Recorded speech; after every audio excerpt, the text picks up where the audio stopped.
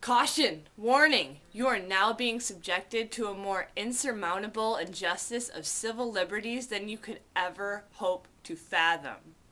We have long been complacent with the state of our lives and our world. While some still strive for the American dream, many are living a nightmare. The American populace has been led to believe that the United Nations will do the job of peacekeeping.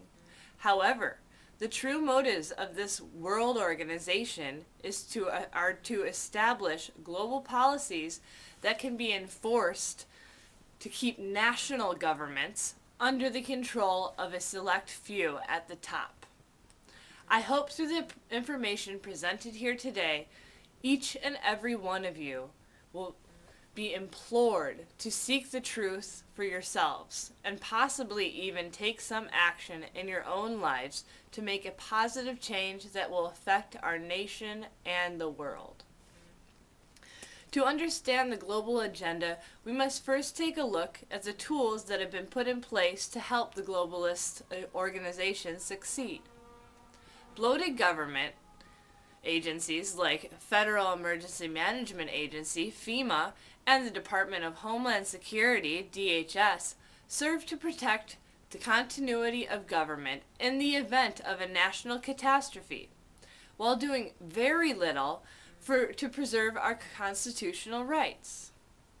A shift in the Department of Education towards a workforce training agenda implements the globalist fundamental beliefs into curriculum, which has successfully changed the U.S. citizens' way of life. Alex Jones, documentary filmmaker, states, Charlotte Iserby served as the president of policy under the Department of Education under the first administration of Ronald Reagan. While working there, she discovered a long-term strategic plan by the tax-free foundations to transform America from a nation of rugged individualists and problem solvers to a country of servile, brainwashed minions who simply regurgitate whatever they are told. With a bloated government and skewed education system, it may seem that the cards are certainly in the hands of those in the highest positions of global governing systems. Let's first take a look at the Carnegie Board of Trustees, established by a $10 million endowment to hasten the abolition of international war, the foulest blot upon our civilization. Uncovered minutes from the Carnegie Endowment for International Peace, dated 1910, revealed a diabolical plan to use warfare in conjunction with government-controlled education to alter the lives of human beings. The minutes stated, quote, For a year, the trustees sought an effective, peaceful method to alter the lives of an entire people. But ultimately, they concluded that war was the most effective way to change people. Soon after the eruption of World War I, quote, they, the Carnegie Foundation trustees, sent a confidential message to Woodrow Wilson insisting that the war not be ended too quickly. After the war, the Carnegie trustees reasoned that if they could get control of education in America, they would be able to prevent a return to the way of life as it had been prior to the war. They recruited the Rockefeller Foundation to assist in this monumental task. Quote, education should aim at destroying free will so that pupils are thus schooled. They will be incapacitated at the rest of their lives of thinking for themselves and acting otherwise as their schoolmasters would have wished. Influences of the home will be obstructed. In order to condition students, verses set to music and repeatedly intoned are very effective. It is for future scientists to find these maxims and make them precise, and discover exactly how much per head it will cost to make children believe that snow is black. When the technique has been perfected, every government that has been in charge of education for more than one generation will be able to control its population without the need of armies or policemen. The current system in place is one filled with fallacy and deception. Power, greed, and a desire for control have ruined those who would have otherwise been able to put an end to poverty and world hunger. Yet the individual is driven to strive for more in life regardless of their social economic situation that may otherwise be a barrier for their self-development. This realization of the reality of our elitist controlled society brings grave concern to many citizens who fear for their country and their unalienable rights that our forefathers penned in the United States Constitution. Through the democratic system, we are granted a chance to implore our government officials to act in a way that we see fit. In the past, this may have worked, but even then there were limits to the powers of a voting citizen. The reality is that regardless of the current color of our president, a few decades separate him from the Voting Rights Act of 1965, which outlawed discriminatory voting practices that had been responsible for the widespread disenfranchisement of Black Americans. Although the 15th Amendment, which granted these civil liberties, was added to the Constitution in 1870, it was not enforced until nearly a century later.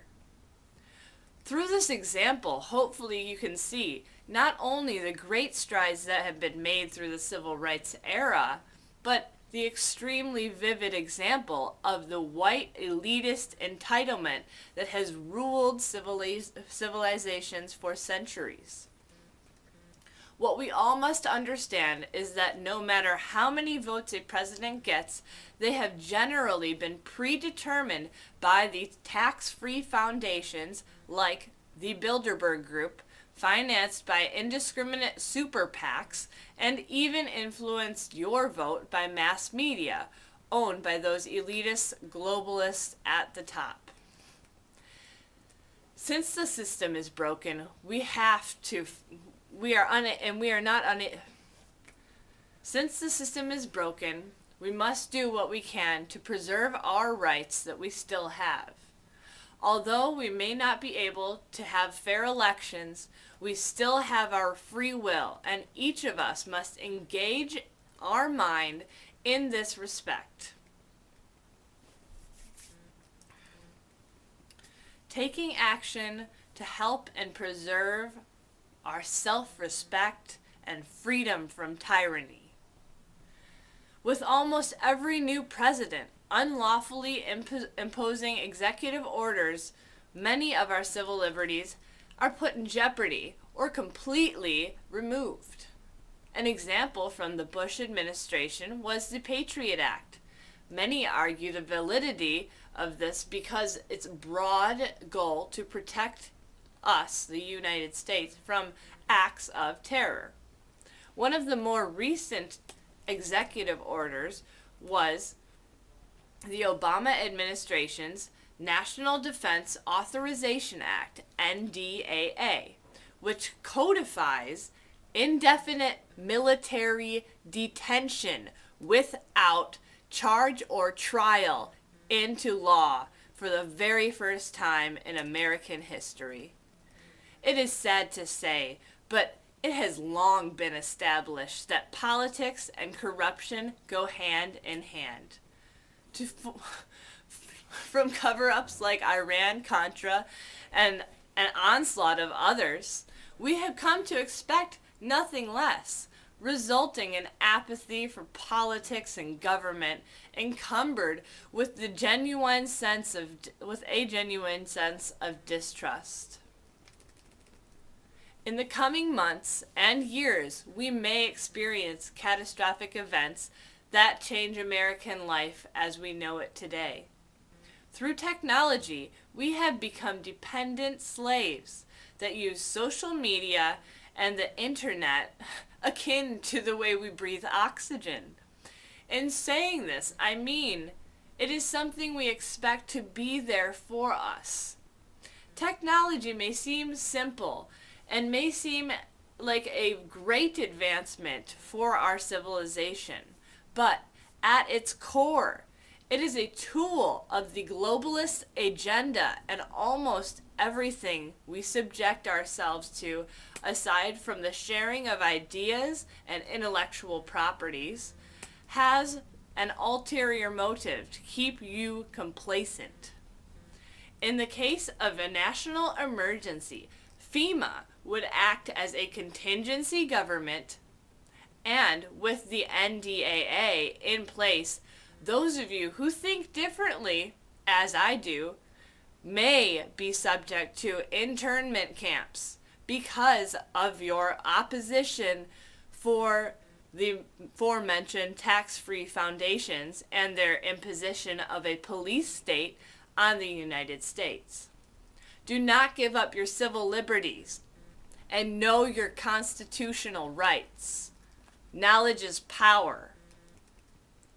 To say I have overwhelmed you probably is an understatement. However, I will leave you with just one thought. I hope to have provoked something within you today that seeks to know the truth, however scary it may be. There is no more time to hide under the facade of the American dream without repairing the damage that was caused by those who are living it at our expense. I have shared with you the guise of both global government that seeks to control all nations, our own federal government, which has repeatedly aligned itself with their goals and at the expense of American citizens, and the way these elitist groups have managed to control the American education system and all computer mitigated communications via the internet, television, radio, etc. I encourage you to leave here today with an enlightened mind and positive attitude. Although we are bombarded by evil every single day, negativity will not persistently surround you if you can focus on positive, if you can make a change in your personal life to inspire others to think critically and to become better human beings every day.